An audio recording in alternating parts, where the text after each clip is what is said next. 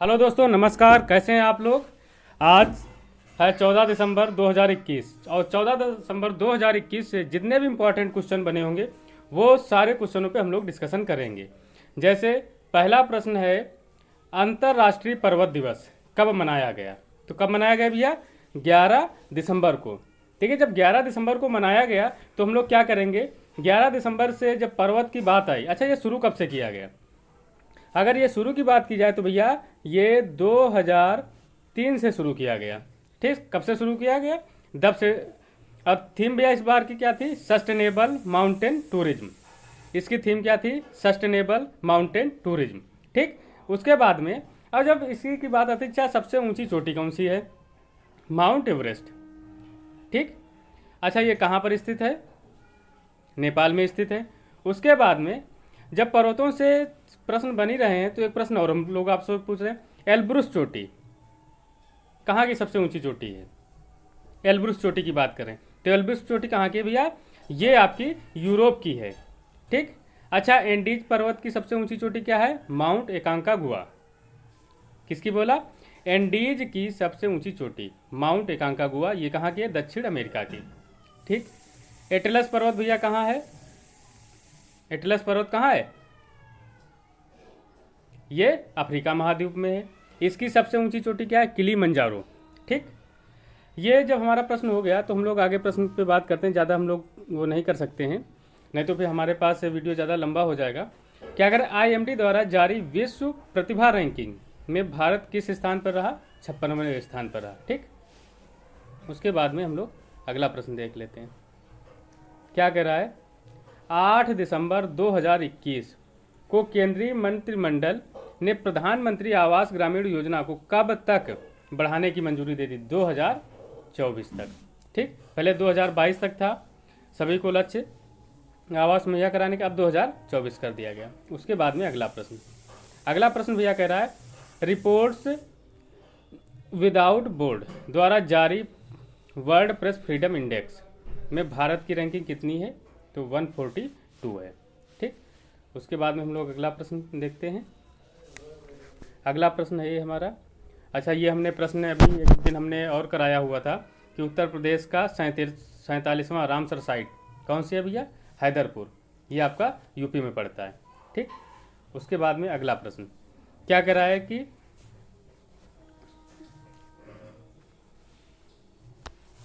ये आपका प्रश्न थोड़ा छिप रहा था, हाँ इसको ऐसे कर लेते हैं।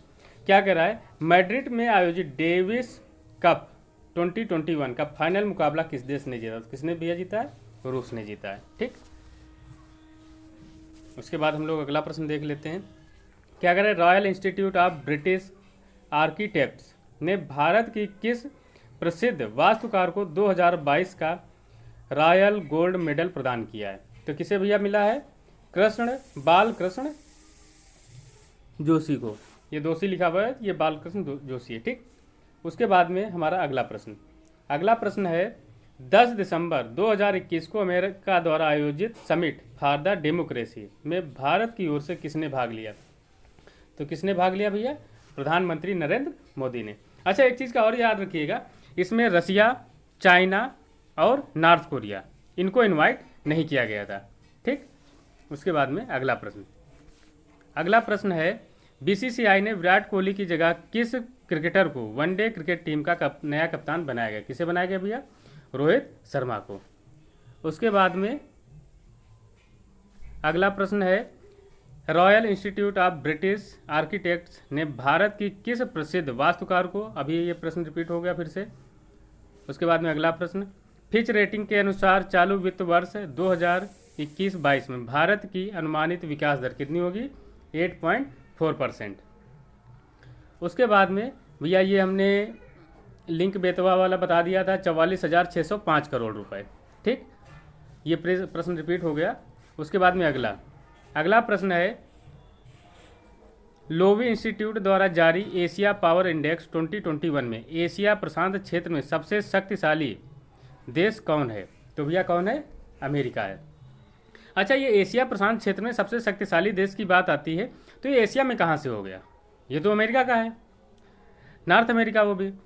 इसका मतलब भैया ये है कि प्रभुत्व कि किसकी कहाँ पे ज़्यादा चलती है, तो अगर हम लोग बात करें तो अमेरिका की एशिया प्रशांत क्षेत्र में सब नंबर 1 पे चलती है, दूसरे पर रसिया है, नहीं दूसरे पर चीन है, तीसरे पर रसिया, चौथे पर भारत है। ठीक, मतलब इनका मतलब ये होता है कहाँ जहाँ पर सैन्य पावर सबसे ज़्यादा, सेना जगह जगह पर हो, हर एक सारी चीज़ें सुविधाओं के साथ में किस देश पे किसका कितना प्रभाव होता है, ये सारी चीज़ें काउंट की जाती हैं। अगला है 2021 में महिला टेनिस संघ WTA के player of the year award किसे मिला है, तो किसे भैया मिला है, एशले बर्टी को। ठीक, ये चीज़ भी आप लोगों को याद रखनी है। उसके बाद में क्या कह रहा है, फोर्स द्वारा जारी 2021 की दुनिया की 100 शक्तिशाली महिलाओं में शीर्ष पर कौन रहा है, तो मैकेंजी स्कॉट।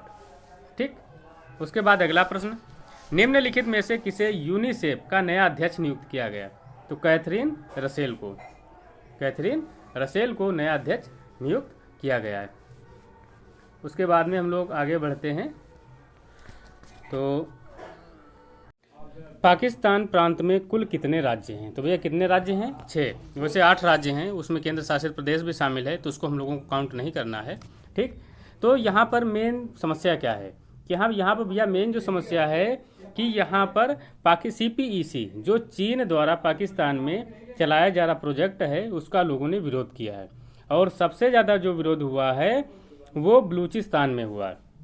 क्यों, क्योंकि बलूचिस्तान में जो इनका पोर्ट है ग्वादर पोर्ट, उस पर विकास किया जा रहा है। तो देखिए कितनी बड़ी संख्या में लोग यहाँ पर विरोध प्रदर्शन कर रहे हैं, इनके कार्यों को रुकवाने का प्रयास किया जा रहा है। तो ये चीज़ें हैं। अच्छा, वो लोग चाहते क्या हैं, तो ये जो CPEC है, पहले हम आप लोगों को ये दिखा देते हैं ग्वादर की जनता क्या चाहे। ठीक, चीन के फिशिंग ट्रॉलर्स को रोका जाए, पहला इलाके को बिजली और पानी मिले, बच्चों के लिए स्कूल खोले जाएं और हर 100 मीटर पर चेकिंग पोस्ट लगे। ये देखिए CPEC जो चाइना से आया हुआ POK से होता हुआ ये आपका ग्वादर पोर्ट तक गया हुआ है। ठीक, इसीलिए यहाँ पे इसका विरोध हो रहा है, क्योंकि यहाँ पर जब से यहाँ पे कब्जा हुआ पाकिस्तान का, पहले जो हमारा जो बलूचिस्तान है ये एक स्वतंत्र हुआ करता था, लेकिन जिन्ना ने इसको अपने कब्जे में ले लिया था। उसके बाद में अगला प्रश्न भैया ये है, किस देश के वैज्ञानिक ग्रह का ब्लैक बॉक्स बनाकर दुनिया को अपने कार्यों के लिए जिम्मेदार ठहरा रहे हैं, तो भैया वो देश कौन सा है, ये आप लोगों को मैप से समझ में आ रहा होगा। ये कौन सा है भैया, ऑस्ट्रेलिया। ठीक, तो आंसर हमारा क्या आ जाएगा, मैप से ऑस्ट्रेलिया। ठीक, अब देखिए ये मेन चीज़ है क्या, जो पर्यावरण प्रदूषण हो रहा है। अच्छा, जब ऑस्ट्रेलिया की बात करते हैं तो ऑस्ट्रेलिया में कुल कितने राज्य हैं ये भी आप लोग देखें, 1 2 3 4 5 6, वैसे 5 ही राज्य हैं मेन रूप से। तो पहला क्या है, Queensland, New South Wales, Capital Territory Victoria. उसके बाद में ऊपर है तो नॉर्दर्न टेरिटोरी, साउथ ऑस्ट्रेलिया और वेस्टर्न ऑस्ट्रेलिया। इनके नाम भी याद रखना बहुत ही आसान होता है। ठीक, उसके बाद में हम लोग आगे बढ़ते हैं। तो 1 मिनट,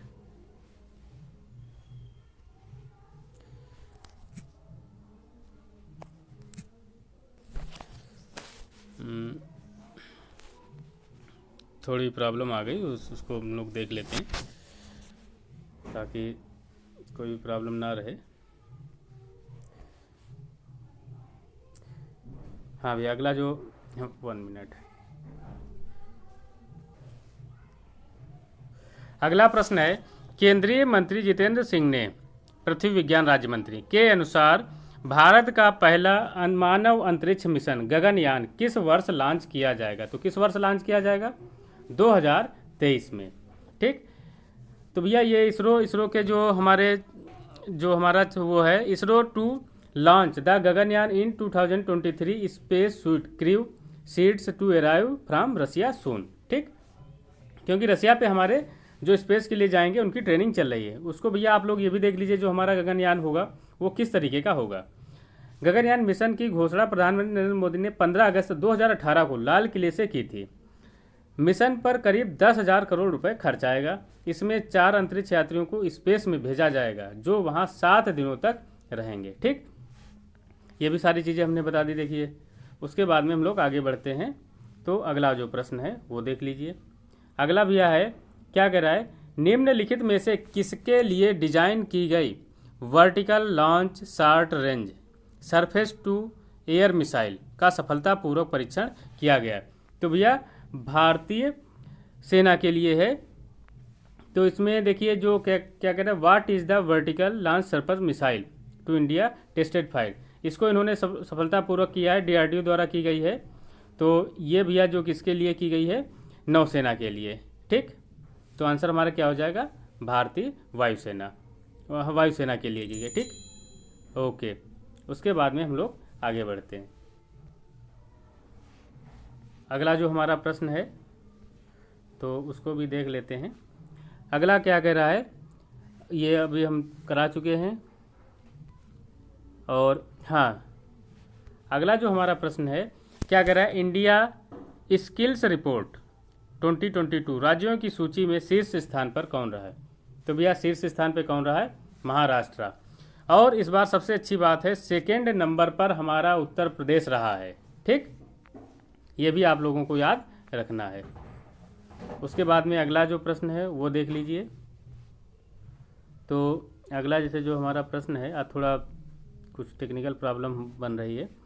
अगला है, फॉर्चून इंडिया ने 2021 में भारत की सबसे शक्तिशाली महिलाओं की सूची में शीर्ष पर कौन रहा है। तो भैया शीर्ष पे कौन रहा है, निर्मला सीतारमण, ये हमारे प्रथम शीर्ष पर रही हैं। तो ये भैया इन्होंने फर्स्ट पोजीशन हासिल की हुई है, तो इसको आप लोग याद रखिएगा। अच्छा, जो निर्मला सीतारमण है, उसके बाद में सेकंड पे क्या रहे, नीता अंबानी रही हैं। थर्ड पे सौम्या स्वामीनाथन रही हैं। अच्छा, नीता अंबानी के बारे में तो आप जानते होंगे। और सौम्या स्वामीनाथन चीफ साइंटिस्ट हैं, और ये आपकी कहाँ की, वर्ल्ड हेल्थ ऑर्गेनाइजेशन WHO की। Kiran Mazumdar Shaw executive chairperson Biocon. ठीक, उसके बाद में सुचित्रा इला को founder and joint MD Bharat Biotech international limited. ठीक, उसके बाद में हम लोग अगले प्रश्न पे वर्क करते हैं। अगला प्रश्न भैया है, UNGA United nation general assembly ने किस संस्था को पर्यवेक्षक का दर्जा दिया है। तो भैया किस संस्था को दिया है, अंतर्राष्ट्रीय सौर गठबंधन को। ठीक, ये भी आप लोगों के लिए इंपॉर्टेंट क्वेश्चन था, तो इसको आप लोग याद रखिएगा। उसके बाद में हम लोग अगला प्रश्न करते हैं। क्या कह रहा है, हाल ही में केंद्रीय शिक्षा मंत्री द्वारा कौन सा मोबाइल ऐप 22 भाषाओं के साथ लॉन्च किया गया। तो भैया है शिक्षा संगम। तो जो हमारा जो ऐप है, तो भाषा संगम। तो भाषा संगम भैया जो ऑप्शन हमारा हो जाएगा पहला वाला, क्या हो जाएगा, भाषा संगम ऐप लॉन्च किया गया है। उसके बाद में हम लोग अगला प्रश्न देखते हैं। अगला प्रश्न जो हमारा है, क्या कह रहा है, किस कंपनी ने भारत में साइबर सुरक्षा कौशल प्रशिक्षण कार्यक्रम शुरू किया है। तो किसने भैया शुरू किया है, माइक्रोसॉफ्ट ने। ठीक, उसके बाद में अगला प्रश्न देखते हैं। अगला प्रश्न हमारा है, किसे हाल ही में संयुक्त राष्ट्र क्या कह रहा है, who has been recently appointed as the UN children's संयुक्त राष्ट्र बच्चों की एजेंसी यूनिसेफ के प्रमुख के रूप में नियुक्त किया गया। तो कौन है भैया, कैथरीन रसेल। ठीक, उसके बाद में हमारा अगला प्रश्न जो है, क्या कह रहा है, विकासशील देशों के युवा गणितज्ञों के लिए रामानुजम पुरस्कार किस को दिया गया है। तो ये भैया दिया गया है प्रोफेसर नीना गुप्ता को। ठीक, उसके बाद में अगला जो हमारा प्रश्न है वो आप लोग देख लीजिए। क्या कह रहा है, किस बैंक को मेल्ट वाई से 2 डिजिधन पुरस्कार प्रदान किया गया है। तो ये भैया देखो, ये जो पुरस्कार प्रदान किया गया है ये आपको कर्नाटका बैंक है। कौन है, कर्नाटका बैंक को दिया गया है। उसके बाद में हमारा जो कुछ अन्य महत्वपूर्ण जानकारियों में है, जिसे हम लोग बताया होता है, 12 दिसंबर को यूनिवर्सल हेल्थ कवरेज डे मनाया जाता है। 14 दिसंबर को नेशनल एनर्जी को कंजर्वेशन डे मनाया जाता है। ठीक, उसके बाद में एक लास्ट जो हमारी पुस्तक है उसको भी देखिए, at home in the universe, किसके द्वारा, बालाकृष्णन मथुर के द्वारा। ठीक, ये आप लोगों को याद रखना है। तो दोस्तों आज का हमारा प्रयास कैसा रहा, इसको आप लोग कमेंट करके ज़रूर बताएं। और अगर हमारा सेशन पसंद आता है तो उसको लाइक कमेंट जरूर करें। Okay, thank you.